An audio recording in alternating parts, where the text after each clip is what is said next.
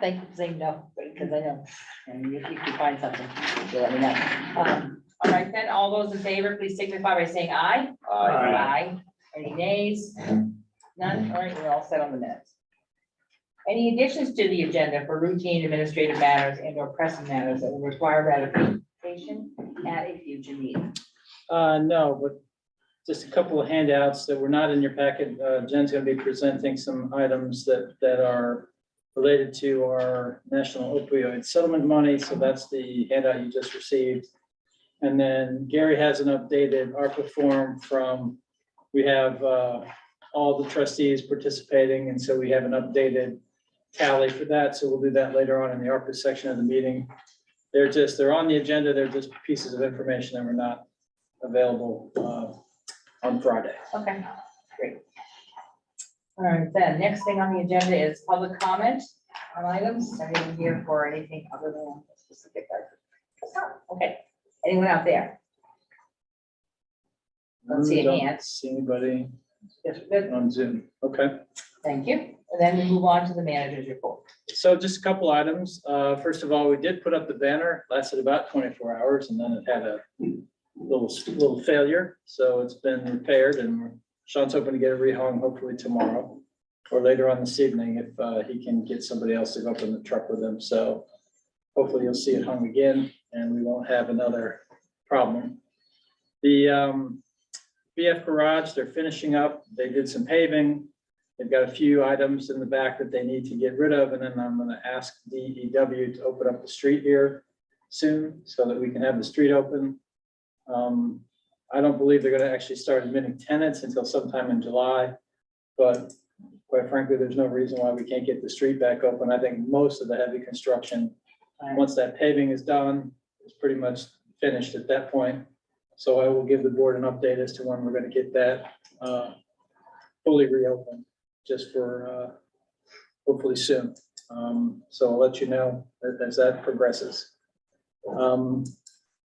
We had green up on Saturday. It was always interesting what comes in, but people did participate, lots of participation in the downtown. Folks were organizing and doing stuff, and there was a nice turnout for that, so that was appreciated. I think Betsy organized a lot of that, the green up day activities, so she's giving us a thumbs up, so I guess that means it's all good. So that was basically it. Great. I would like to say one thing about the BF garage, and that is only that after they took down fencing, there is an open gap space that goes right downhill between the Chinese restaurant and the building.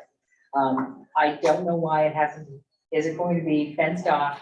Because I'm afraid some pedestrian or someone coming out of PK's late at night might wander down there and have a horrible accident. And I guess that's my question to you, Scott.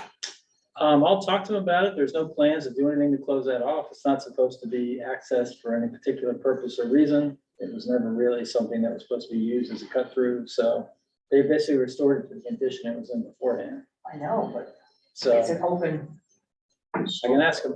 yeah, it's actually, it's got a set of stairs on it. It's not stairs though. What It's is it? just to the left of the stairs going down, it's a several feet drop off. Even if there was just a simple rail there, That's all I'm saying, something it wouldn't even that, have to be you fenced remember in. what used to be between PK's and the restaurant, the pizza restaurant? They used to, remember before they extended PK's, there was a huge gap there. I know my husband remembers being thrown over that in some kind of fight when he was a lot younger. But it's one of those areas that you could have exactly that happen. So yeah, it'd be nice if they at least put some kind of. Talk to them about it. That's it. All right, so we'll move on to the agenda. Item number 1 is the proposal for national opioid settlement money. And you folks are here to speak on that, is that correct? Correct. Okay, Jen, you're All on. right. So my name is Jennifer Tolero-Hybrink, and I'm the executive director at Parks Place. Thank you for having us here. I don't know, I watched the last meeting, not the last meeting, but the one where the opioid funding was discussed, and there were questions about Parks Place. So, yeah, I'd love to give you a little bit of, just take a minute to give you a little bit of history. So Parks Place is located on School Street. We're a community resource center. So what we do is we house different agencies We have different agencies. We have currently 4 full-time tenants, as well as, I believe, 15 part-time tenants. So different agencies will come and meet with their clients there. We also offer in-house services like scanning, faxing, copying. We help out with people if they need assistance filling out applications or any sort of paperwork. So we do that as well. So when Scott had approached me about the settlement funds, I thought it would be best to get a team together of people or agencies that I felt really fall under this category. Because we don't exactly, Park Place doesn't exactly provide direct services to families. However, we are there if people come in needing support. We can do more handoffs or, help them find or make that connection if they need help with that.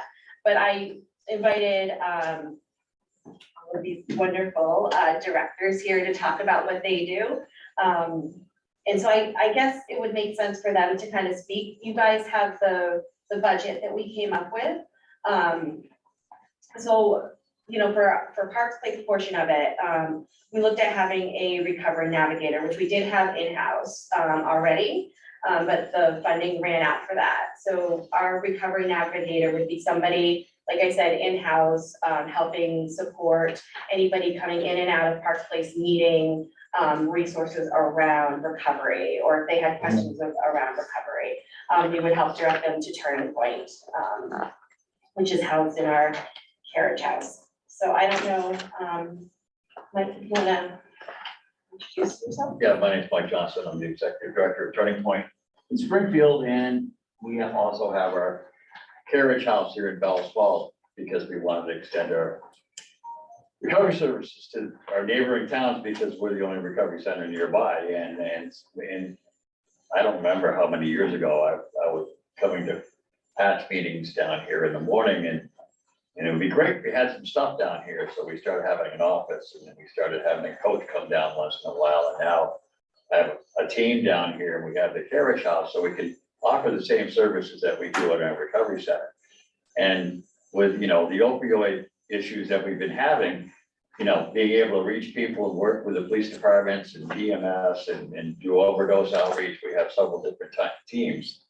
So some of the funding that we're looking at on here is I would be able to add another person to cover shifts so we can keep the center open more often. I mean, somebody in the office on a regular basis. So to add a staff person, part-time to cover in gaps, and also their trained recovery coach, and hopefully send them to the emergency room academy so they can go out on the supportive outreach program that's reaching people who've overdosed. We go to their homes and meet with them and help their families and do those kind of things. We also offer family supports, youth program. We also have programs,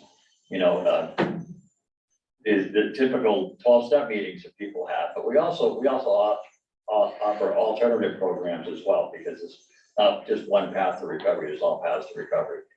And so we've been working as much as we can to help this issue, and the numbers haven't gotten better in the last year. And so we're trying to intensify our presence and our ability to reach people in our community. So it's been difficult.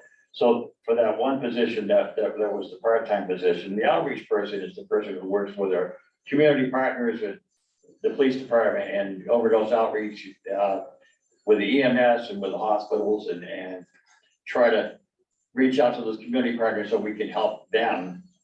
So we can help them and be able to get more referrals from them so we can help people. Our services are free. We don't charge anything. We don't need insurance. Recovery is free because we're also people who are in long-term recovery. I'm also a person in long-term recovery. And I think it's important because we can reach people on a level that they can find some trust and able to, when they pass someone off to us, we have an opportunity to have a conversation with them and say, yes, I know I've been there, and so we are making a difference, and the numbers have grown. We're seeing more people. We work in 2 hospitals, emergency rooms, 24 hours a day. And we're helping take the load off from the staff there as well.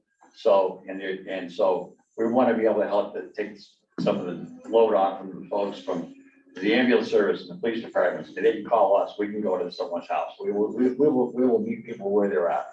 So, and those are the two things that we want to be able to offer.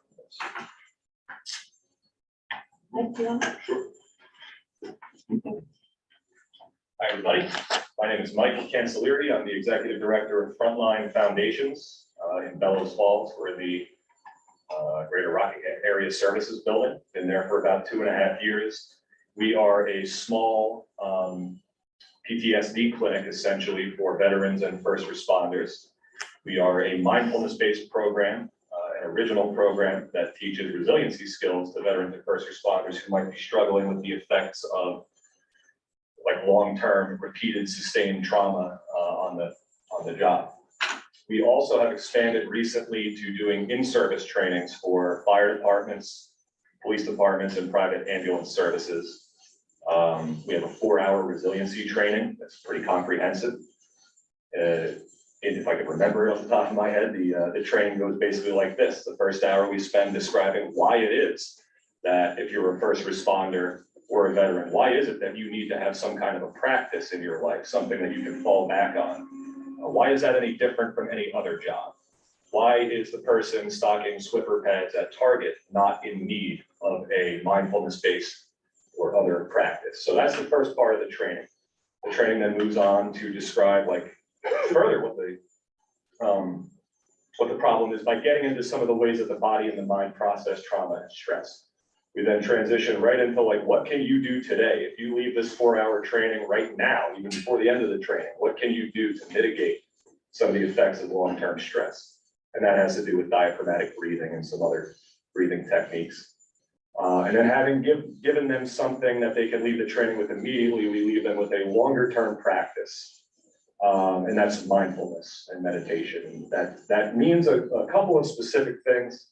And it doesn't mean a lot of what you see in the media, and I won't take up your time with that right now. But in my program where people come to us for help for PTSD, we've served over 100 people since we've been in this location. Veterans, combat veterans, veterans that never deployed, firefighters, EMTs, paramedics. And a lot of the times I'll get a firefighter who's also a paramedic and a Marine Corps combat veteran. We're pretty deep in this general community with some of the larger professional fire departments that are around here. And so anyway, that's who we are. We're a very small team. Our entire staff consists of me and my wife and our licensed independent clinical social worker, Jen. And we have an intern, believe it or not, from Tulane University online. Who was a firefighter for 15 years and a paramedic, and now he wants to be a social worker. And we're lucky enough to have him as an intern. I've been in the mental health field for a long time, and finding like real high quality interns that you feel good about putting in front of your clients, that's a little bit rare.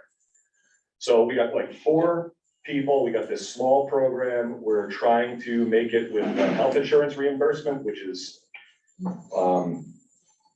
I don't want to like grandstand too much, but it almost seems designed to cause the failure of small organizations like us. Anyway, I'm rambling. See, I told you how good I was at this. Basically, in the budget, you'll see that there is a line item for $1,800, I believe, for 2 trainings. This is the resiliency training that I described a little bit earlier. It's the same training that I've given 7.5 times to a private ambulance service that's in this area. It's pretty successful. We've gotten a lot of good feedback. We would bill $900 for that training to help kind of defray some of the costs and all the other stuff we got going on. So that's what came to me in the line item, and I could do 2 trainings for that. We could do police and fire. Usually about 15 people per training for didactic purposes. That's ideal. If we had to squeeze it up to 20 to get like the whole department or whatever, that's not an issue. But that's who I am and where we're from and what we do and why we're talking to you about this budget today. Thank you for your time. And Neil? Hello, I'm Neil Allen. I'm the new director over at Greater Falls Connection. I've been at GFC now for exactly 1 year today. I started as the communications fundraiser person, and when Laura left the position, the board was kind enough to offer me the position, and so that's what I've been doing for the last couple of months, and I'm really looking forward to continuing the work that we've been doing and expanding it in other directions. There was a real good platform set for me to like build from, so I'm really excited about that. As for my part of the budget, Vermont has introduced a new certification process for prevention specialists. It literally came online like 2 weeks ago. So what I would like to be able to do with that money is to pay for the application, the test, and then have a little bit of extra in case there's some training, because you have to have like 175 hours of training, and most of it's free, but every once in a while you have to pay for it. So that additional 400 would help me be able to do that, so that we'd have, I think in our community, probably the first prevention specialist, certified prevention specialist. Thank you. We'd be more than happy to answer questions if there's any questions about our role. Oh, go ahead. Well, on your budget, it's off. The Parks Place piece, Okay, $20 an hour for 250 hours is actually $5,000, Yes. not $3,000. yes, it was, I think we were off by, I think it was like $2. No, No, it's 150 hours. It, would yeah, be the- Oh, okay. 150 Yeah. if you want 3,000. No, thank you for, So is that the correction? yeah, Or did you want to add more money? no, that is the correction. Okay, so it's 150 hours. Okay. I'm I know. not sure, We don't use that. I What was is- that, 6 people read this over, so good catch. what is the recovery navigator? I'm sorry, I missed that. No, that's okay. So the recovery navigator is a position that we did have in-house. Basically, it's a recovery coach that's located at Parks Place. So when there's people who come in looking for any sort of recovery services or looking to get some information about substance abuse disorder, or we also hand out the bank's called. Harm reduction kits. The harm, thank you, the harm reduction kits, so anything like that, we have that person in-house to make that connection. I can just say that the person she's talking about actually went through the academy to be certified recovery coach under us at one time, but she had taken the position a while back as being working there at Parks Place, and so she's still connected with us, and we still help supervise her on her recovery coaching and stuff like that, so she always has updated information, but I'm glad she's found a place where she feels at home, and she should use her skills, and I think it's an opportunity where she can reach people at least and be able to, do warm handoffs to us or to other people that, that can help that person out, so it's a matter of continuing connections, that's what it's about. Is there one more to present or no? No, I'm here for moral support and Okay. learning. Okay. I just took the position as prevention specialist at Greater Falls Connection. Making sure you're not overlooked. I'm just causing trouble like normal. I know, so it was one more second. I had to talk. The community. Outreach piece. I thought you were gonna do that. I am doing community outreach. That was a little bit of what Mike Johnson had mentioned. So that's the person that will go out into the community when there's an overdose, or meet with a family, or go to the emergency room. Those are all services that are, please tell me if I'm wrong, those are all services that are happening in the Springfield office, but because there's not enough funding to have somebody at Turning Point South here with us, we don't have that coming out of that building. So that's that community outreach person. Okay, so that's what's the 95 hours. Yes, yeah. Okay, thank you. And that ties into training. Right, right. Any further questions? I got a question. Go ahead. I was just curious, so all these various programs that fall under your roof over there, are these just specific to citizens from Bellows Falls and Rockingham, or do you take in folks from That's a great question. anywhere? That's a great question. So we cover the greater Rockingham area. I'm very bad with this, so if I'm wrong, please let me know. We cover Saxon River, Grafton, Athens, Westminster, if there's Westminster residents that come to us. And then we also cover a little bit of North Walpole and Walpole. But we've been trying to collect data on that, and we haven't been seeing a lot of New Hampshire residents, but we do. Okay, so it's the Greater Falls area, basically. Correct, yes, Greater yeah. Falls. And are all of these, well, first off, thanks for what you guys do, because I know it's a challenging environment.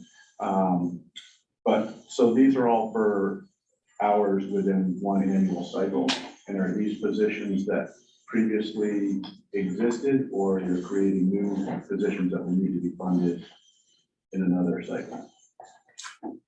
I can speak for the programs that we're doing here. This is just a fill in a position until we secure other funding for it. So, and we have a grant writer on staff, and we're always trying to expand because our need has grown so much. You know, we used to be just Springfield and 3 of us, and I have a staff of over 20 now.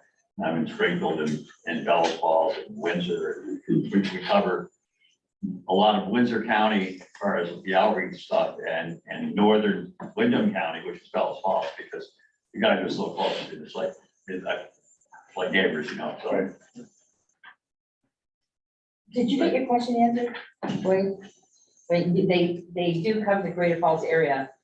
I guess if you extend from that question, my question would be, are you going to these other communities as well as asking for some sources of funding too, to try and help? I mean, clearly, this isn't enough money to do a lot of the things you're doing. The funds that we're looking for is specifically here to establish another position here. And so then we can see how many hours we're gonna really need, and then we can establish, but to find the funding to fill in and continue going forward.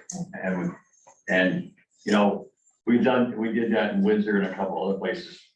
A lot of the opiate funding has helped us get our feet wet, see what it looks like, and check out the turf, and you know, so to develop. We've been here a while, so we know we needed another person here in the office. That's one thing. But as far as the outreach stuff, we're waiting to see how that goes too. So we're trying to build on that.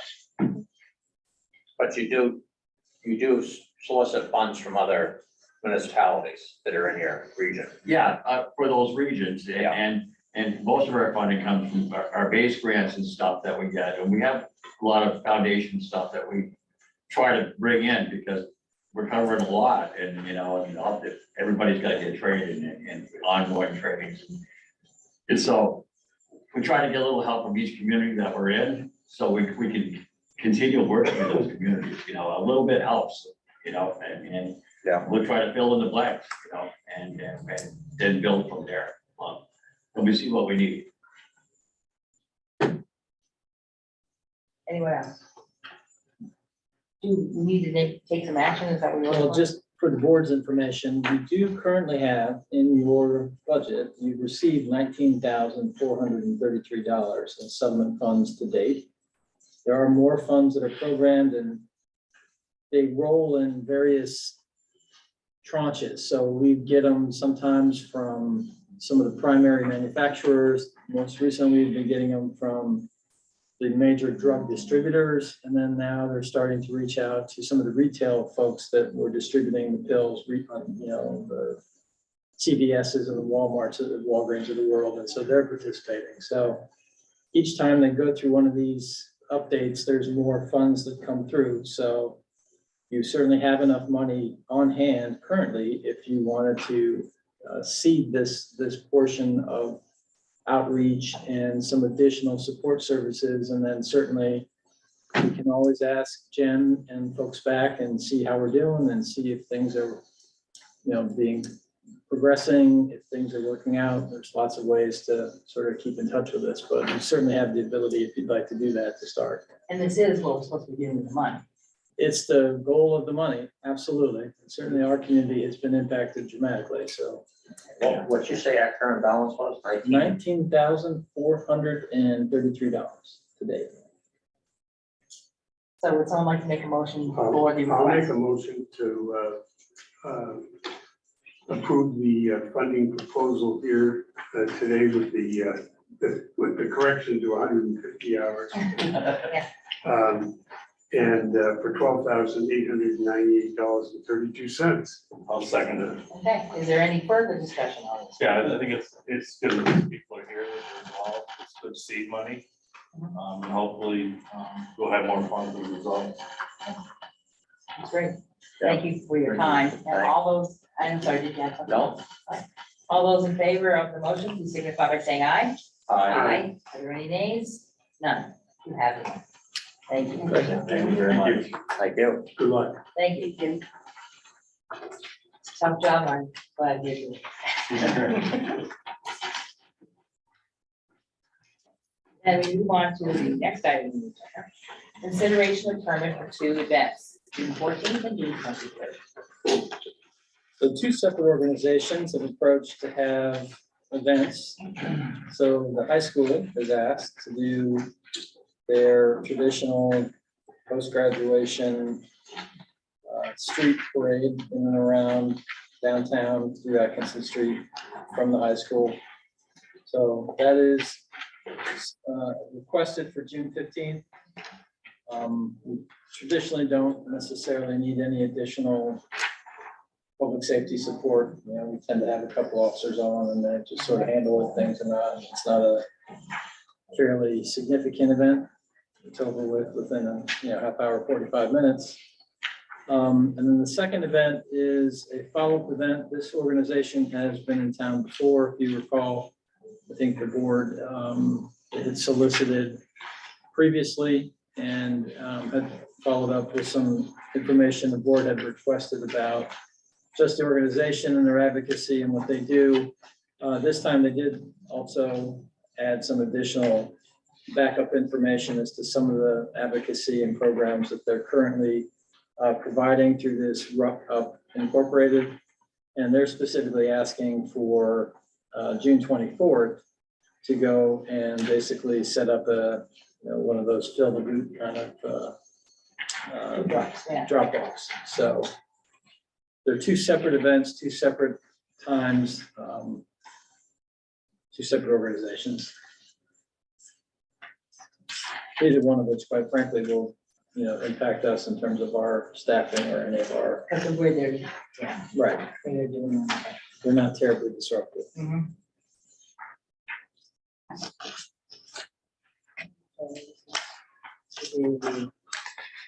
Okay, June 24th for the rain day of June 24th. Correct. Well, they're definitely a worthy organization. Would anyone like to make the motion for these 2 or do separately? It's up to you. I'll make the motion. I move that we approve the 2 parade applications, one for the high school graduation on June 15th. And second, for the date of June 24th, for the rain date of June 25th, for the Rock Up organization. I'll second that. Okay, any further discussion, although I'd like to point out on the agenda, it says June 14th on their application, June 15th. I'm assuming their date is correct. The, Graduation, I think is it the 15th? I think It's usually a Thursday. I think. They applied for the 15th. Our agenda says the 14th. it should be, it's a Thursday. Is that correct? it's a 6:15 and 6:23, right? Those are the 2 Yeah. on the agenda itself. List those 2 days. As long as everyone's aware, graduation is on the 15th Yes. of June. Yep. All right. All those in favor of the motion, please signify by saying aye. Aye. Any opposed? None. Okay, goodness sakes, thank you. Okay, next item on the agenda is 2023 past grant and updated police camera and server projects. So if the board remembers, and this, you have to go back in your Wayback Machine into 2022, we had applied for a grant for cameras. At that time, we were going to use the Axon camera system. We had a proposal from Axon. We had submitted our application. Everything had been approved through Vermont League of Cities and Towns. And then our good friends at Axon were unable to provide any of the materials for the last year and a half. So we went out and back into the marketplace and looked at other alternatives. We have been able to come up with a different provider who has a different program. And basically what these cameras are is it does use a website, so it doesn't back up to our server, creating that data problem that we've been having. But what it will do is it'll have a 30-day onboard digital backup. And then you can take those and if you need some information or you need to take periods of time, you can download that into events or incidences and then download that into the cloud. There is a cloud-based application. Then every 30 days, it just keeps reporting over. So it provides the same basic services. The interesting part of that is, if you remember our original proposal, over the course of 5 years, it was going to be about $47,000 for the Axon system. Just the portion that we're asking for reimbursement for from passive is only $7,242. This is really just focusing on the areas that potentially are related to police liability and prisoner handling and just general liability within the building. Overall, the police and fire have both, the fire side has also asked for additional cameras. We did not fund that in the current budget. So if you put both proposals together on the police side and the fire side, as well as some additional cameras, we talked about putting 2 down at the Waypoint Center, because we've been having more and more incidents down there as well. The total is roughly $33,000 for 5 years for the Verkada system. And then we would then apply for the $7,500, so it'd be about a $25,000 additional. So I think what I would prefer the board to do, at least at this point, is I'd like to get the passive grant submitted and then come back to you at your meeting on the 23rd with our updated financials and take a look and see if there's a way that we could fund the balance of the cameras and make a proposal to the board at that point. But at least for tonight, I wanted to at least get the initial grant and the initial portion in so that we can try to, passive money runs out if we don't get our submissions in. So. You mentioned the Waypoint Center. Is that going to be included in the request? Well, the same, it wouldn't be requested for funding from this board. It's just the same installer, the same, it comes with the same basic camera systems. So And that would be requested on the town side? the town would be into that. But I didn't want to hold up on going through another town meeting and then coming back to you guys for another meeting and then not getting this application in. So I just wanted to put in the bare minimum police stuff for now, and then we'll come back to you with a proposal to do the balance. Well, I'll make a motion to, you need a motion? Please, yes. that'd be great. To file the 2023 passive grant application for partial reimbursement on camera equipment. Do you need, and for the manager to sign? That's fine. Yeah, authorization to enter into the contract would be great. Good. Need a second? Second. Oh. Any further discussion on this item? I just want to clarify something. Yes, So the 3 indoor and the 2 out, these are all for the police fire facility? only for the police side, That these not for the 5 fire cameras? side. The fire side is completely separate. Okay, Yeah, we So they're all- couldn't use the fire side as part of the passive application, because this is really, the idea behind these Right. cameras is to reduce that liability Yeah. in case we ever had any police-related misconduct. So, Okay. All right. yeah. That's okay. All those in favor, please signify by saying aye. Aye. Any opposed? None. We're good. okay, thank you for that. Moving forward on that. So there's always things to do in our building. We talk about it all the time. Yeah. That's the next time. Yeah. The police fire building itself. So wanted to just sort of bring these to the board's attention. I'm not asking for any specific action tonight. There are some just wear and tear items that we would like to try to address in the current year. The flooring replacement on the police and fire side is mostly vinyl, you know, the VCT, as well as a little bit of some of that worn carpeting in some of the administrative offices upstairs that are basically just worn out. 24-hour, 7-day-a-week building, these things start to happen. The gutters and I-stems, I finally have a proposal from a contractor. We had proposals from other contractors and nobody would commit to doing the work. So I do have a proposal now for roughly $15,000 to do the ice dams as well as the additional gutters around the outside of the building. And we talked about, that was sort of that next step after we did the work along the foundation where we were having the water penetrations. We had mold in the, you guys remember we had mold in the basement, and we had mold in the storage in the basement, some of the material down there. So this is sort of finishing up that project. So that's where that money would be spent. Dispatch, we're still working with our radio vendor. We have a schematic on what's required for the update, which I gave you guys just a copy of the schematic. We don't have pricing at this point, so I don't have anything further for that, just to say we're still working on that. And quite frankly, my thoughts there are that we would work very specifically for Homeland Security EOC grant funds for that. It's right in the, makes perfect sense for that. As soon as they can get us that information, I'll be back to the board to talk about how we might go through that process. That's on the dispatch. That's in the dispatch itself. So really, it's more of the terminal that she works with, and some of the other equipment in there is aged out. And some of it's aged out to the point where they don't have replacement parts. So if we have a failure, we're in trouble. So that's all it's doing, is just updating that. The Lula lift is a requirement. If we want to use additional areas of the building, it has to be accessible for ADA. We've talked about the upstairs and doing some other things and making some of that space available. Because of the height, it doesn't, none of the existing infrastructure, it has to be, I think it's 14 feet is the cutoff, I believe. And I don't think we, for some reason, can't meet that requirement the way we're currently set up with our current situation. So we'd have to replace our lift in order to make it functional and ADA compliant. That's where that $150,000 proposal comes from.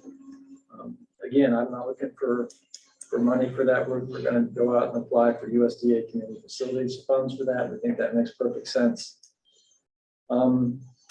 We talked about the cameras, and we'll come back to you at the 23rd, you know, as a follow-up on that full proposal. The last piece I just wanted to bring the board's attention is on the Sally Port.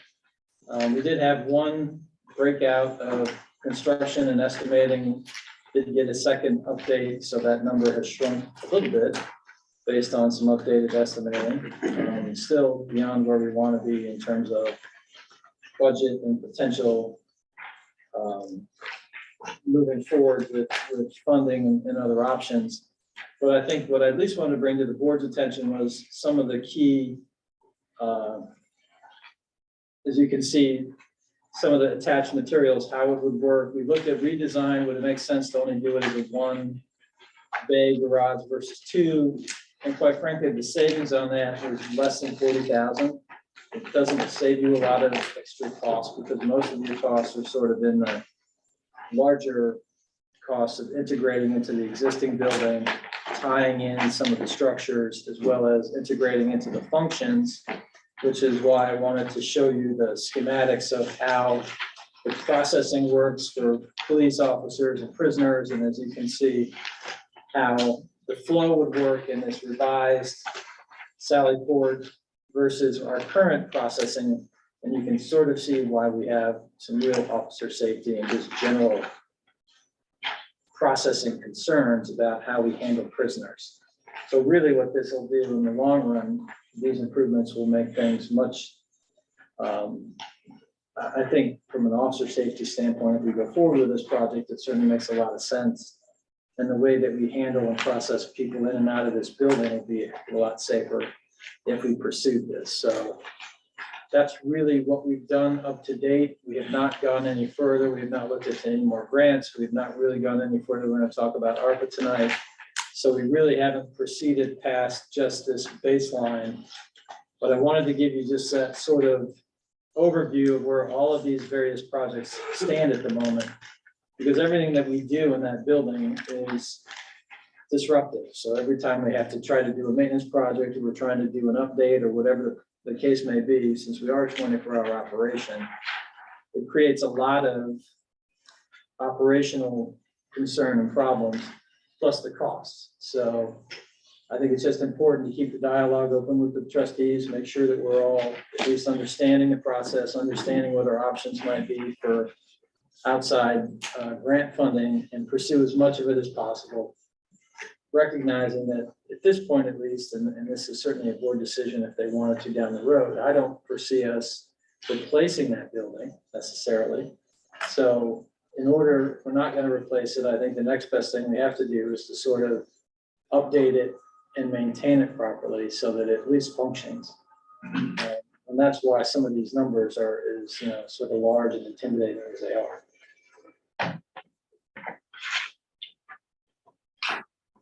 Any questions for Scott? Well, any feel for the, there's a difference here, couple hundred thousand. Yeah, between, or at least 150,000. Obviously the centerline architect's proposal is more complete. Well, it's funny, different estimators have looked at this at different points in time too, Jake. So sometimes I think what you're seeing is this second set of estimating is reflecting, I think, more of the market in terms of how pricing is starting to come back a little bit in relationship to project costing. Right? I think everybody was just throwing out numbers before. And I think the reality of it is some of the economic conditions have changed. We're starting to see some of these numbers start to come back a little bit.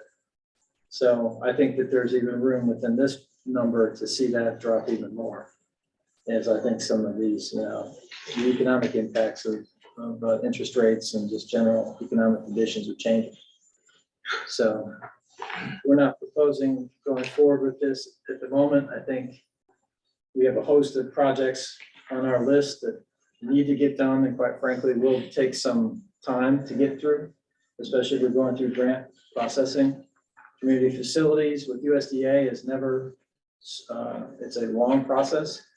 And same with Department of Homeland Security, EOC types of funds. So I think the goal here is just to keep all these in your, just sort of in your mind as we go along, because we'll have to revisit at various points in time what's fundable, what's reasonable, and what's just not going to happen. So that's really why I wanted to just summarize some of that and just keep the board in the loop as we go forward. So comparing the two diagrams, I can see what we gained as far as enclosed area for the vehicles. Yes. Looking at the existing design and those flows from prisoner in and egress and so forth, has that been looked at just for redesigning that volume with different entry and flow, for instance, from the office accessing through that same, I guess it's a window now behind the stairs of room 118? No, we haven't looked at that as a separate, just a new entranceway or trying to reconfigure. Because I could see the office becoming the interrogation and then right into the cell and then moving the wall between the current office and interrogation to the left and gaining office space.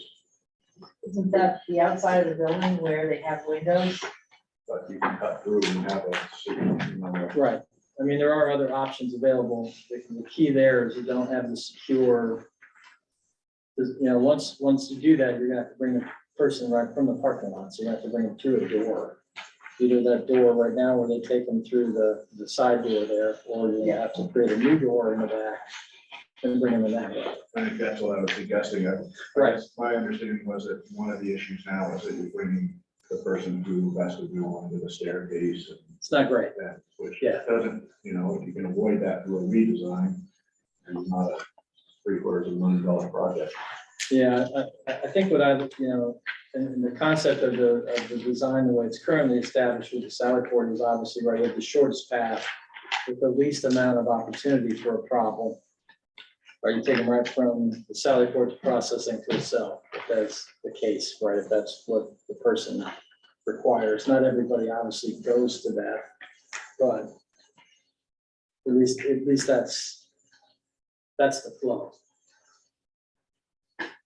But we can certainly refine that, Jeff, and look at those options too. What we don't get when we do that is the idling time on the vehicles, because they'll be sitting out in the parking lot. I know we've been trying to figure out ways to manage our fleet, and really, quite frankly, we're not beating up our vehicles with the amount of mileage, or beating them up with the amount of time that they're idle. That's really what wipes out our police cars. They idle in the winter, they idle when they have all of their computers and everything up and running, all the communications, and that's a constant drain on those vehicles. Of course, that's happening not just at the building, wherever they are. Wherever they are. When they're on Absolutely. patrol, they're sitting in, and they're watching an area, and that sort of thing, they're still running. True, it does. I mean, you're right. Which is what we're encouraging. Yes, Sure. no, I'm simply saying, that doesn't just happen at the building. Right. It happens wherever they are out The idea is that it would not be in the. at the building. That building is awesome. What this sort of breakdown of projects does not include, and this is something that we talked about just in broad terms at this table, is any kind of EMS service running out of our facility. Right now, that's not being looked at or part of these project conversations. EMS, as we all know, is a concern, going to continue. It's going to be a concern, and But would that be shared space then? I don't. Yeah, how that would. Because if you're We had talking talked it about being that at one secure point in time and space, offering that to, because I know that Golden Cross wanted to get out of the facility that they're in at Westminster. They were looking at options. I think they might have secured something else. So they wouldn't necessarily need our building, but we'd also talk to Rescue about doing the same thing. It seems that works against the argument of having the security of the Sally Port. If suddenly you've got EMS utilizing the space. Well, they would be on the apparatus floor. We would Yeah, create they a wouldn't be space inside. in the fire department side, because they'd also have access to three-quarters. It's a whole different arrangement. And quite frankly, we just have not really invested any real, beyond just the initial conversations, nothing more with that. So lots of things are still going on with fire and apparatus and all sorts of things that are still going to impact that side of the building.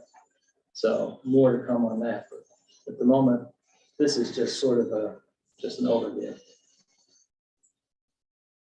Yeah. The third floor of that building is a huge space. Yeah, And it was obviously designed for firemen living there. a resident, yeah, for Yeah. overnights and There's absolutely. there's a big oak area, there's a huge lounge type area. Then there's the kind of the conference room, which we've used a couple of times for interviewing and things like that. But it's at some point, it would seem as though a relook at that space in terms of what functionality the community could, particularly if we have a lift. Once the loop, you would have I to have agree that. with you. Once the lift is available, then I think that's a definite space planning and sort of evaluation as to how that space could really be more functional and more useful. I agree. We've used it for limited types of training, like defensive driver training, some other limited regional kinds of training for fire, some of their required trainings, but we have not really done a lot in terms of outreach for other types of uses. Did we have ever had that exercise group coming into the building? I think they were. Yeah. Okay, they're still. They do it, no? So but again, it's limited, and there's a lot more things we can do once we have a lift in there. Sure. Anything further to Scott on this point? While we think about it? That move us on to the LISFF grants in support of Class A biosolids program. So we talked a while back, you guys remember, we were looking at multiple ways to fund the 10-year upgrade study from Aldrich and Elliott. So we had broken out sort of some of the, we had requested the full 2 million plus from the state, from their ARPA funds, and we're waiting. The most recent information I got from them was that they will be having a public process about the intended use plan, and there'll be a follow-up sometime in late May, early June, as to what's going to get funded. And originally they had told most communities that they were looking at funding at 55%. So with that, we still had a fairly substantial deficit that we wanted to try to find other funds for. So Gary and Betsy had been working with this grant application for the Long Island Sound Futures Fund, because quite frankly, our plan and our process and the ability to take our Class A material, apply it to a farm within a watershed which drains to the Connecticut River, and it ultimately drains the Long Island Sound, is exactly the kinds of demonstration projects and the kinds of best practices that they're trying to encourage communities to follow. So I think this is a real opportunity for us. Betsy has been working with RMI and with Josh, and we've been trying to pull in as much technical data as we can into our application. So we feel pretty good. It has to go in, I think, tomorrow, if I'm not mistaken. So the goal here is, I just wanted the board to be aware, and we do have a letter of support on our existing, we're asking for 930,000 from the Long Island Futures Fund. There is no floor. And quite frankly, with our initial investment already of 250,000 plus, I think we've more than met our potential match requirement. And if we can get this money plus some of the money that we talked about with the state Clean Water Act money, we'll be in decent shape to really come back to the board with a solid financial plan about this 10-year upgrade. And hopefully be able to do the vast majority of it without going to ratepayers and saying, okay, guys, we got to go out and bond $1 million worth of improvements. But the good news is your rates will only go up slightly in the next 20 years.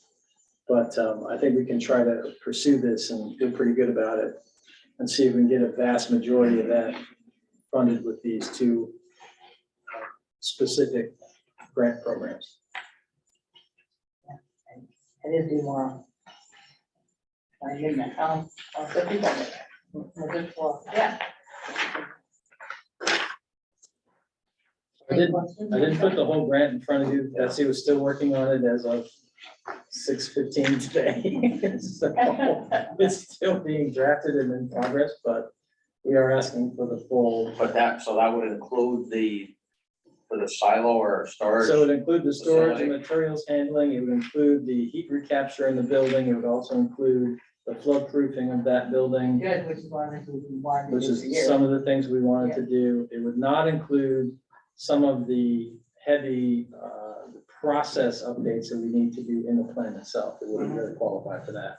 But I'm hopeful that the other Clean Water Act money will help pay and offset some of those costs. So that's the way we're pursuing it, and we'll certainly got our fingers crossed here that we're successful. When are these awarded? Did you say June? Well, the Clean Water Act funds will be in the end of May. They're supposed to have it Okay, at least in a intended use plan, and then they have to go and have the intended use plan as a whole public hearing process, and then they finalize their submissions, I believe, by the beginning of July. okay, The Long Island Sound Futures Fund, we have to be in by May, but they really, as far as I know, and maybe Betsy knows, when they're actually gonna do the grant awards. no idea. It didn't really say in any of their application, any of their program information, so. You hit send, it says good luck. That's all I know. This is something that came to the village? Well, I've never heard of the Long Island. Well, I guess I was aware of it because I worked in a community that was on Long Island Sound. Yeah. So so we had applied That helps. in the past for stuff that was much smaller than this. With restorations and, Yeah, you know, that kind of thing. But this is really, this is, to me anyway, this is right in their sweet spot, and they should quite frankly be supporting us as a, we should be what every other community should be trying to pursue in this watershed. You know, this type of process, this type of investment makes sense on a lot of levels long-term. Reducing commercial fertilization, the way the Class A biosolid works, it actually enhances the way the plants and actually helps, you know, the plants, the yield from the farm is actually more robust because of the way the nutrients are released from the Class A. And then you're not hauling all that sludge material 270 miles upstate, to dump it in a landfill. Definitely reducing our footprint So, that way, yeah. you know, if there's ever a point in time where everything makes sense to me, it makes sense to pursue this one, so. If you're ever in the Stanford, Greenwich, Fairfield County area down there, they're pretty popular, Are they? that movement. It's, you know, and again, the long-term goal here is, you know, they're trying to get rid of these dead zones in the Long Island Sound because there are places in the sound that Right. just depleted oxygen, nothing grows because of all the nitrogen and all the other problems, so. In the long run, it's in all of our benefits, so. Our entire ecosystem, right? So, So that was just an FYI, and again, I appreciate all the efforts from Betsy and from Gary. It's, you know, these things are, nobody ever makes it easy to apply. So You need a vote on this? yeah. I don't think we need any, at this point, I think our letter of support, at this point, I think it's just, it's on our agenda if there's ever any concern, and we'll certainly keep you in the loop as this thing goes forward. it's clear we have no objection. And we didn't have to ask for any matching funds at this point, so I didn't want to put anything in front of you, because there's really no appropriation for me to ask you for tonight, so. Just wanted to kind of bring it to your attention. Thank you. Say something, I'm glad you're not objecting, because all your names are on them. Yeah, that's good, otherwise we're gonna do some rewrite tonight. No, I'm just, don't be sick tomorrow so you can finish. Yeah. No, No, you get done. I gotta get in there early tomorrow. It's gonna be, it's a good project, you know, it's a good application, and you know, we got our fingers crossed here on this one. That brings us to the last item on the agenda, which is the ARPA project funding review, now that everyone has had a chance to weigh in. Thank you for your patience with this. It took a few iterations, and Gary worked on this quite a bit, and Yeah, thanks, Jiggs Gary. got his items updated, so Gary was able to run through and give you this updated scoring. So, Gary, anything you wanted to sort of update the board with, anything specific? Yeah, so we added a couple of columns at the beginning that just show the totals and the highest score, making it easy. You can see where each of you scored various items. In a phone call this afternoon to get Jig's stuff in, he had some very specific comments, so I added those pieces in there regarding his scoring. I guess to highlight, like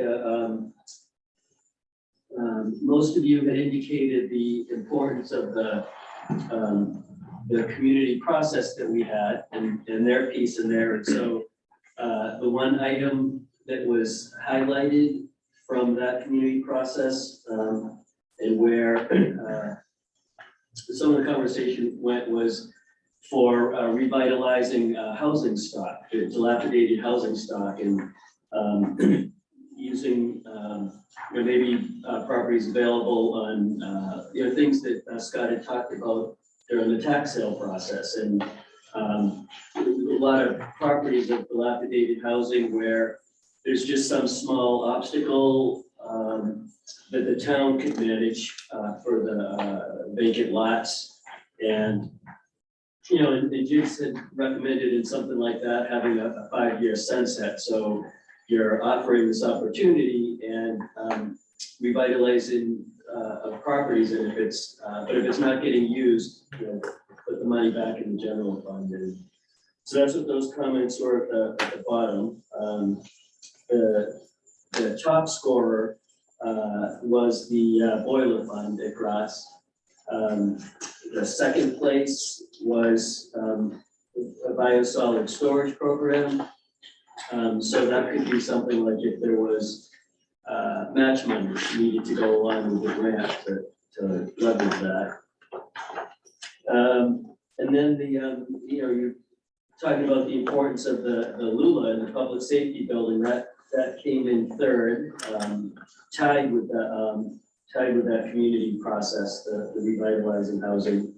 And the two projects tied to fourth, weatherization energy audits. And so the municipal energy, renewable energy program is providing weatherization audits, but it won't get through all of the buildings. So I think folks were scoring that there may be some buildings that use a lot of energy that you want for audits and that aren't funded.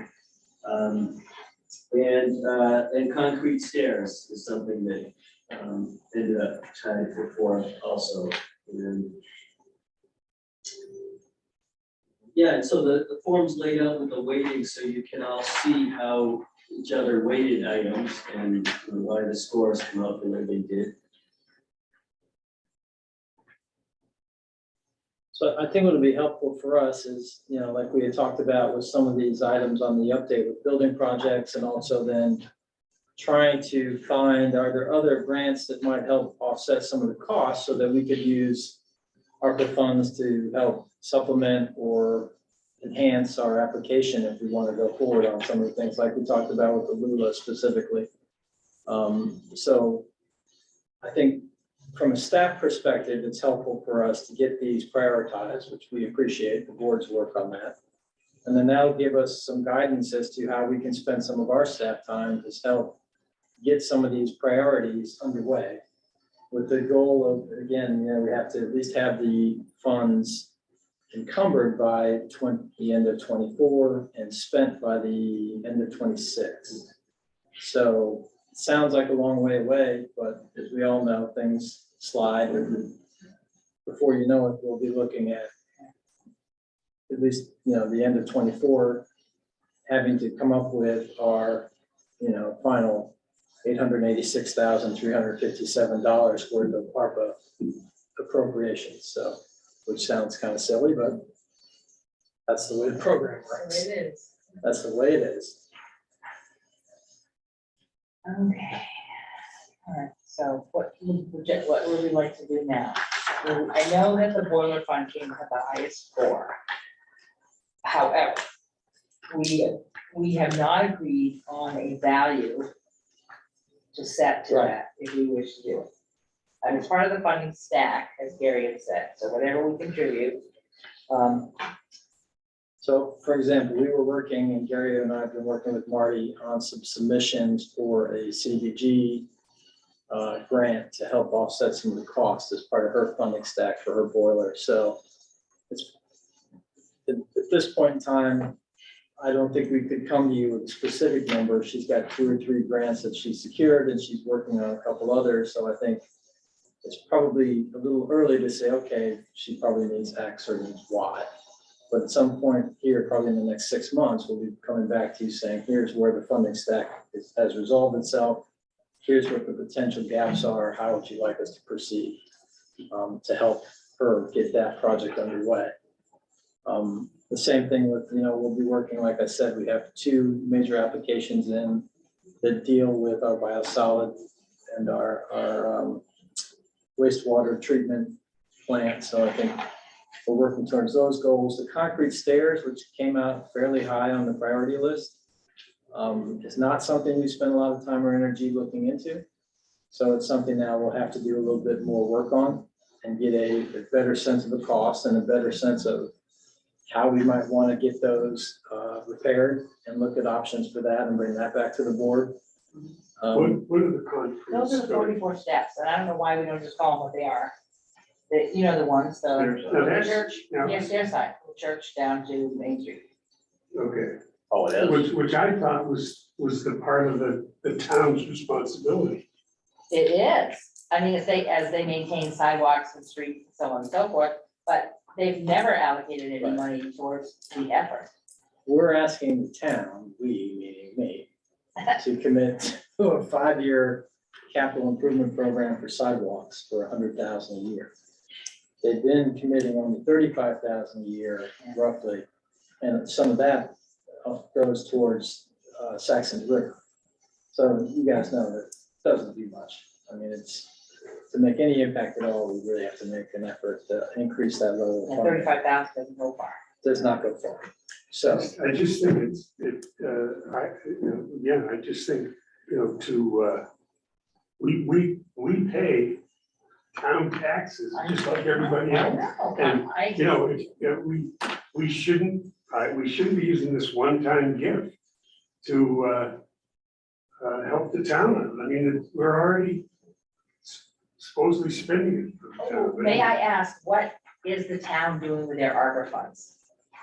Have they pretty much the allocated? same that the village is doing. They've got a list of potential projects, but they don't have final numbers because some of them are still going through funding allocation, like the additional money to help support the purchase of the train station is one. Additional money to support the roof here so that we can do the MERP grant for $500,000 to put the new membrane on, which is energy efficient, and get and qualify for the $500,000 grant through that program.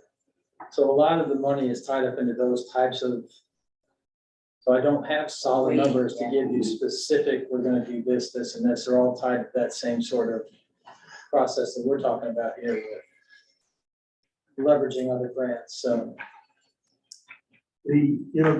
This last item down here, the invest up to 200,000 project separate. What Gary described, how he described that to me today was to be a fund that would be used to entice people to invest in dilapidated buildings. And bring them back to appropriate residential use. This language here sounds a little broader than that. It was when I initially proposed it as an idea. And to invest, to allow that we had a pot of money. I know that we have to figure out how we would do that, so it falls to the end 2024 and 2026. But that it was because there were so many items on the list of things that we did, went to the community and asked that thing they needed to get done, they wanted to get done. That the intention, and maybe that dollar figure was too high, was to have a set aside for projects that we could, so we don't, so everybody gets something out of this. It's not just the things that we believe need to get done, but some of the community really had their heart set on getting at least some seed capital to get done. And that's gonna allocate a bit to do that, is whether it's 200,000, whether it's 100,000, whether it's 50,000, whatever it is, that we could disperse money to those who come to us with a proposal to request it through this process, through this part of this process. So that was. What if somebody wanted to have an ice cream cart? Is that fair game? I mean, No, I that is, didn't vote no, it for- wasn't on the I list of didn't things put from the 6 community. points down for that. The way I interpreted it was that it was to support projects that came about as part of the public Yes, process. that exactly. Tammy- And that's what I'm saying, beyond So what's on our There is list. a report from Tammy and Associates Right. as to what people discuss and care about. I see your hand, Gary. Cause like I said, I voted 6 points here because I thought the idea of trying to help entice people to take some of these dilapidated buildings and make something out of them was worthwhile. I think to have it in a, I mean, that's kind of specific.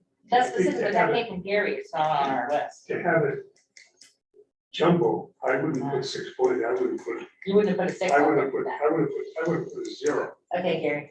Yeah, so, what I did was I read James so we had the community process. Yeah. And we have 3 top scoring projects in each municipality, and so one was create new housing and revitalize the current supply, that's that dilapidated, address the obstacles to using those vacant or abandoned properties. Number 2 was replace health center boiler. Number 3 was Island Street revitalization. Then in another municipality, number 1 was transportation master plan for districts lacking in development and outdoor rec. Number 2 in that one was solar on rooftop village buildings. And number 3 was the sustainably designed community center. For another municipality, number 1 was replace health center boilers. Number 2 was build out the riverfront trail extension, and number 3 was Main Street Arts redevelopment as a community center. So those are the community projects, and you still get to allocate to those. And so I think what Jigs was doing was picking the one of the community projects that he would support for a priority, because you still need to do that as a board, even, so these are the community process projects in that item. What are the village ones? Let's be specific. Yeah, That's what I was first dropping in, second one's Bellows Falls, and the third was section. So the Bellows Falls ones We have were, the report. please repeat. Yeah. Transportation master plan for districts lacking in development and outdoor recreation. Install solar panels on rooftop village buildings and sustainably designed community center. Okay, so those are the. I hear that. It's just, we have a very nice senior center, we have a very nice rec building that's not utilized. Yeah. Not utilized appropriately. Not maximized, yeah. And the senior center is underutilized. I know the high school is gonna fix the tennis courts. I mean, we have plenty of fields and things like that. So it's, I think it's, I think we want to make a difference with this thing. And like I said, these dilapidated houses, that to me has merit. Now, we also have this Rockingham loan fund, which is underutilized. And that's why I mentioned to Gary that we sunset. In other words, if we can't entice people to take on these projects, then after 5 years, just say, put it back towards our taxes. Yeah. You know what I'm saying? Because the idea is to entice people to do it. I mean, it would be Right. wonderful to. I don't think the ARPA funds we can't put them into general fund though. We can't return them to that. So we do have to be specific about what it is we're spending that money on. Well, I'm sure the trustees, I would keep this under the control of the trustees. I would say that Yeah. the trustees could very easily, fund a capital issue or whatever. Yeah, and we have to spend it by the Yeah. end of 2026. So I'm sure that it's possible, $200,000 sounds like a lot of money up front, that's not. So, I would boost up the amount to I'd be flexible in terms of because of this, it got such a high score on the boiler fund. As I said previously, I think the health center, in terms of our population, residents of Bellows Falls, and really the greater Rockingham community, is a vital asset for us. And so I think I think when we first saw it, it was 100,000. And I saw it cut to 50. yeah, And I would be more willing to go up to 200 or something like that. Yeah, I because- think if you go through this list and you just put numbers next to the ones that scored highly. yeah. The Bios Go from there. program, 200,000, the boiler fund at 100 in. I don't know what the energy audits for municipal buildings would be. I thought we were getting support through that, for that The regional, Wyndham Regional is working with us on that. to make Yeah, it so so- not putting any numbers in for that, or the concrete stairs, and then 150 for the Lula elevator and 200 for the community projects. You're at $650. You're spreading it, You yeah. still have $236,000 that hasn't been allocated, so that Right. gives room Which ones did you put down? You put, A biosolid storage program, we initially talked about 200K. All right, And then the boiler fund, we you initially just said 100, 700. just while we're If rocking it out. skip the energy audits and skip the stairs and then allocate 150 for the Lula and 200 for the community projects, Yeah, that's 650, leaving 236,000 that has not been. yeah, So yeah, allocated, yeah. funding all of them pretty fully, and then you could boost the oil. I'd be up, I'd wanna put up to 200 on the boiler. I think it just. That's But fine. the town hasn't put any money. Yeah, but They- it's- they have a it's debt- Bellows Falls. yeah, no, I'm worried about. But they serve everybody. So that's all I'm saying, is like, there should be mutual contribution from the communities that receive Greater our funding. Well, And it's evidently, called Greater Rockingham. reality says that's not going to happen because the town is not the benefactor in the amount that we are. So, Well, they're gonna put some money in the meeting house, gonna put some money into the train station, and then I think there's a couple of it still there to be Right. determined. Yeah. And live here. I think we need to be allocating based upon what we feel the community is going to benefit from. It's not tax generated at all, it's either ARPA funds or. I do understand that. I simply stating my opinion that the entire town of Rockingham plus other communities near us, Westminster, so on and so forth, also use that building. Right, well, the numbers thrown around originally for the boiler was at one time 50,000 from us, and then Yeah. another time 100,000. Yeah, I know, it's gone back and forth, Right, because we haven't decided on anything. correct. and these have to be committed by when? End of 2024. End of End 2024. of next year. So we're really just very, at this Yeah. point, we're trying to just start to work on some numbers and some appropriate, marrying up some grants and some opportunities to leverage as much of this as we can. Is the elevator, is 150 a good number? Pretty recent numbers. We have, Pretty yeah. recent. Yes. I would think we'd be inclined to bring the hammer down on, see what we want to definitely get done, like Lula. And then, Let's see what else. yeah. see what 16 else. from there. If you get the, Jeff's mentioning a balance of 236, there's other items, I'm sure, that the board and management come up with. Well, I don't think we have to commit to anything. I think the idea is that we can look at what we have for funding and all of the projects we want to fund and then do the distribution as one. Yeah, make motion for it, we agree with this Oh, plan. yeah, Yeah, fine. And the plan can change, right? Yeah, I think the idea is we're trying to get your priorities, we're Right. trying to work on how we can, get you guys to a, but you're gonna have to be locked into contracts before the end of 26. No, well, I don't think. no, end of 24, you have to spend it all by the end of 26. And So it has to what's be- that on 26? Has to be spent by the end of Spent by 26. 26. So that yeah. the contracts by end of 24, Yeah. Right, or beginning of Well, 25. that's realistically not much time. Yeah, that sunset, which, it doesn't have to be 5 Right. years, it would have to be 3 years, or whatever. Great, yeah. And the, I'm gonna agree with Jake, there's a substantial investment between the town and others involved in recreation here that's already been done, but my looking at this is stuff that, wouldn't need to be sustained through taxpayer dollars after these monies are spent.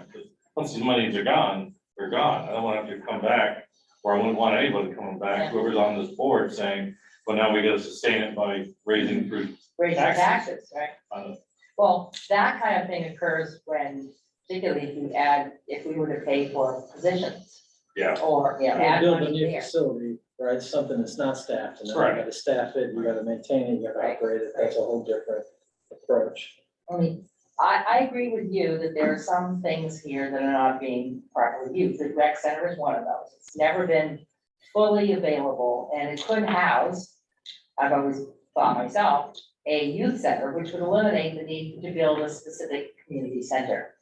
Because there is senior services, and those are there, but there isn't anything really for the youth. They don't have a place to do and learn and teach, and also be able to do babysitting services and staff a building like the rec. So, because it's only half the staff, based upon the way it works right now, and I think it's never been fully utilized. I think there are ways to do that, but they might need some seed capital to do something even within a building. And that would be an opportunity for community projects. Well, to me, it's a leadership and a priority item that had never been addressed. No, that's right. And, you know, I think if the select board was, you know, take that seriously, you know, I think for Bellows Falls to create recreation facilities that's already supplied by the town of Rockingham. Yeah. Doesn't make sense. Overkill. I think we made some good headway today. You have a hand up, Jamie Barrett had a hand up on the Oh. Zoom, so Okay, I had texted him earlier, said while you guys were talking, so Jamie, if you want to unmute.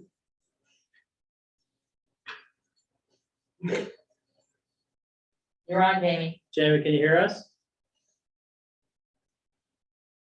Jamie, can you hear us? I know. I was just trying to get his attention. No? Yeah, His hands are- There's, but you know. his mic's open, so. No, okay. Jamie, if you can speak to us, this is your opportunity to do so.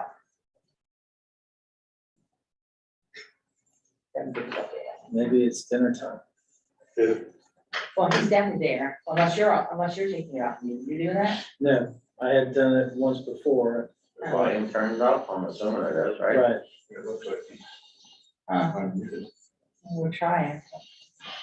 Yeah. you might have Yeah, Jamie, I'm watched not, can you send something in the chat even, and we can at least respond to that? If you can hear me?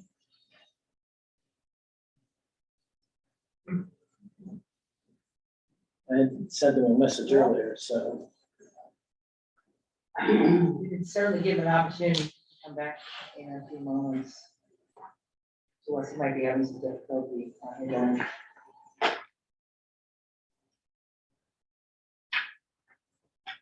The other thing here was the biosolid, if some of these grants go through. We won't need that. we would- Right, so then that will put it back in the pot again. So again, we still have more funds that we could expend. Now, we mentioned them, we really haven't agreed upon the dollar figures for each thing at this point. We're just kind of trying to, we see our priorities based upon the numbers. Want to see what we can do with them. And there's still money available for some of these other projects on there, which we can talk about at next meeting. But thank you, Gary, for your efforts and Repeatedly, getting us some numbers we can work with. I have one more question on this. Yeah, go ahead. Sure. We're still giving him a chance if he Yeah. That looks like a no. Go ahead and ask your question while we're still waiting on Mr. Barrett. It was for the manager. Yes, Oh, I'm sorry. That's okay, you're busy. Oh, look. There you go. Oh. During paving, redressing sidewalks. We are doing sidewalks, Jamie. That's a separate item because they have allocated money from a prior year sidewalk program, and then next year's sidewalk program, and we're going to ask them to add additional money in this year's budget, so we would have $120,000 worth of sidewalks to do for this season, and then asking the board to commit to $100,000 for the next 5 years for a catch-up provision. The select board, not this board. And the question, you know, they have not been able to, once they commit to the 120, we'll put that out to bid. And then we have to update our sidewalk, we have a 2019 sidewalk analysis that we will then be updating to try to find the places that have the lowest rated sidewalks and try to do those first. So that's the goal of the sidewalks. okay. Wait. I'm sorry. That's okay. On the, Answer Question. where the hell was it here? replace dated wastewater mains. Don't we have like a mile or a mile and a half of like real ancient wastewater, isn't it something like that? Well, probably the biggest challenge we're gonna have is if we do the redevelopment on the island, those are gonna have to be updated. That's probably the biggest challenge we have. And quite frankly, there, it's more of a question of trying to find a way to get through the granite. Right, Yeah. through the rock. So Rob didn't really isolate or identify, a specific problem area like we have to address these. So, I thought he did, huh? Yeah, that's that increasing that is because of development. So, yeah, I thought he mentioned once that he had like a miles of old asbestos cement line. that's water. That's the Kissel Hill oh, that's, project. yeah, that's it.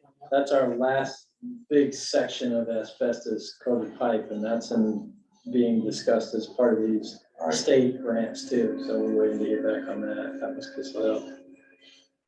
You have a sense of what that $500,000 sidewalk? And is that 20% of our sidewalks? Is that No, or not even? depends on the pricing that we get. There's only a few guys that are doing it right now. That's the other problem. There aren't as many guys that, used to be able to get a dozen people to bid on a sidewalk job. Yeah. I think there's 3 or 4 guys now that are doing that kind of concrete work consistently. Yeah, So I'm guessing it's $100 or $120 per 10 linear feet roughly in that neighborhood. Okay. For a 5-foot section with, or a 5-foot width roughly with, 4 to 5 inches of concrete.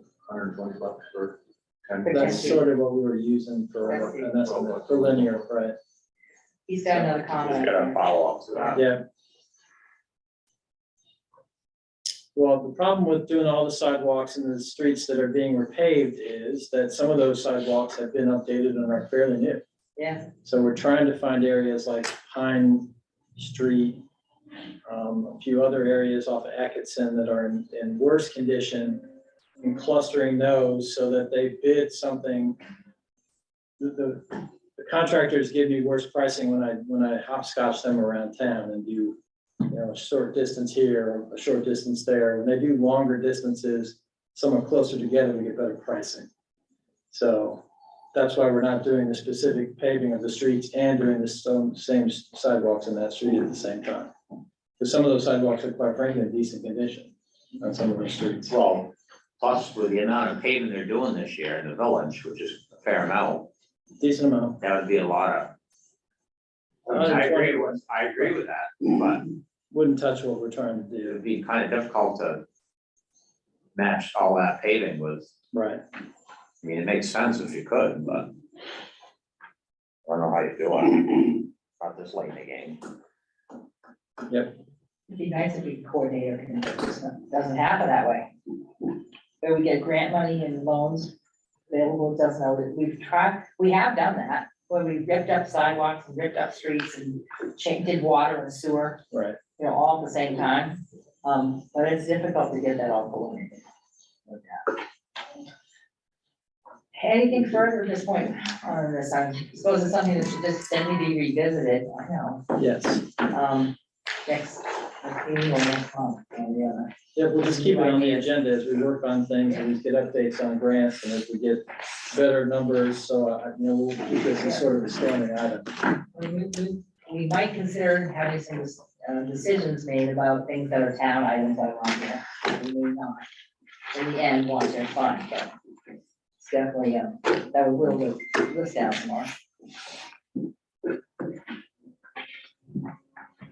That takes us to the end of our meeting. We'll do agenda items for the next meeting, the 23rd, 2023. Yeah, so we will have financials on there. We'll revisit some of the items we discussed tonight for the police building itself. A follow-up item, we had talked previously about having something on the May 30th agenda for discussion of police services and potential extension of police services, and I just wanted to know I got an email from Westminster saying they would also like to participate in that discussion. So I believe they're gonna be coming to the May 30th meeting. Westminster, Westminster, our friends in Westminster. After they pay the water bill. I would I'll let them know what say, to do. I would say no, I think we need to talk to our select board about it before we have Westminster, chime in, at least I think. I don't know, I had a sidewalk conversation a while back, and I'm not so sure if we're back into the Saxon River conversation where we'll pay $7,000, but we want 30 hours a week. It doesn't work, that's not gonna work. I know, I think that, yeah, they're struggling, they're looking at all sorts of options, and I said, listen, you're more than welcome to come to a board meeting, right? I mean, there will be an item we're discussing police at the meeting, yes, they'll So- be guests, so but I just didn't want that coming out of the blue so that you guys were caught unawares, Yeah. yeah. unaware or sort of surprised, or what are you doing here? So we're gonna fund something, at one time we had an estimate, and this goes back some years when John O'Connor was in finance. But at that time, I may have the records, it was 85,000 plus, That was that. yeah. So, I mean, and then we got the, the pension, workman's comp and everything else on top of that. And if you have to put somebody through the academy or not. There's a lot of aspects when you're dealing with this, right? Because there's also relationships, the sheriff has a relationship with all these communities. Yeah. So right now, we also have a relationship with the sheriff because they do our dispatch. So we want to make sure whatever comes of any of these conversations that we're not getting No ourselves. stepping, but say for instance, Right, an officer leaves the force, and we are our force, and we've already agreed contractually to do business with Westminster. This is an if in the future. What do we do then? We say, oh, sorry, contract's off, we're short staffed, we need to pull it back into the app. I agree with the manager, let's hear what they have to say, certainly come to a meeting. But I agree with Jigs, take care of the home front first. There's Bellows Falls, then the town of Rockingham, which encompasses Saxon River, Rockingham, Cambridge, Barton, Bartonsville. Again, To me, it's a police force, Well, is given a territory to yeah, protect. And these sidebars, like the sheriff. oh, yeah, Doesn't fit, it doesn't fit because we have to be all in it together, I mean, I think whether it's the town of Rockingham I've been around for a while, or the town of Westminster, it has to be we're all in it. yeah. But I mean, we always had these conversations about, at one time, running water and sewer all the way down to the bucket. And you know who bears the front of that construction cost? The users. Not everybody in the town can vote for it, but the users pay for it. paying for it, yeah. So what I would say, if that ever materialized, and a couple of previous managers have seriously talked about that, the way you fund it is when we're going by, I'm sorry, you have a well or septic, but you're hooking on. That's the way it works. Or we don't come in at all. Or we don't come with it all. I mean, to ask us to fund miles of water and sewer in another community and to have the taxpayers here, but the users, it's the users that would pick up the tab. You want to see water and sewer rates skyrocket. I mean, But then getting back to police, Well, I don't and think the public it's open to the public, Right. anyone can show up, so if they show in force. these are obviously difficult conversations. This board has looked at police services a couple different times. Nothing really that formal. The last thing I read was 2011. It wasn't happening. Yeah, it's been some time since you had anything at least formally run through Yeah, and looked at. we had some discussions at table, So- but they went Right. nowhere, they. we didn't Yeah, go a few years ago, we had a proposal, Westminster wanted us to bid against the sheriff. yeah, Yeah, that's And never the case. that was, we didn't I go think we into have to maintain a relationship with the sheriff. I don't think we want to get into an adversarial relationship No. with the sheriff. No, That would be not in our best interest. But the good news is that the three of us, we might not have to worry about the. That's true.